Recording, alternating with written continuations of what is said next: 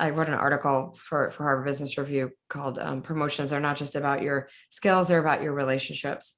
And a lot of people in their early stages of their career over index on their technical capabilities to the exclusion of their relationships. And that happens commonly in your 20s and 30s. And I think you can get away with it at that point. But once you want to start to move into management or the C-suite or an executive role or a corporate board seat, you must have the relationships. And at that point, no one cares where you went to college, really. And no one cares if you have this or that certification. They want you to be a team member, and they want to be able to talk to you and enjoy having an intellectual dialogue. And you don't always have to agree. I'm not suggesting that, but it's much more about the relationship.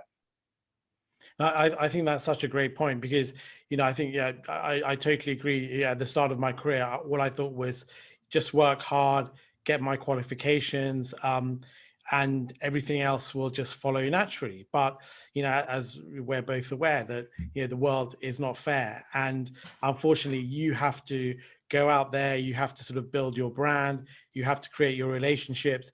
You need to make sure the right people know what you're doing, which, I mean, it can seem a little grubby, but on the other hand, if you're not promoting yourself, who is going to promote you? And I think it's much better to, as you're saying, look at the world as it really is. And then you need to adapt and change your strategy to fit in with that. I think, and you raise a really good point. I would never recommend that people, embark on a campaign that feels fake to them. There are all times where we've had to just get along with people that probably we don't naturally agree with.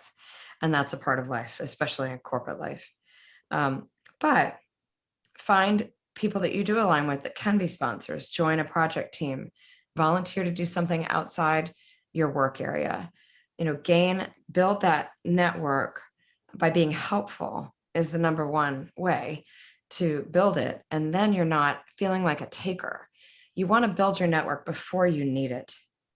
You don't want to go asking and go begging, around. And that is what it can feel like if you haven't paid it forward. That's what paying it forward is all about, is realizing, hey, I have something that can be helpful to this person today, either a connection or some feedback, or just offering to help on a project or a problem, or being a resource.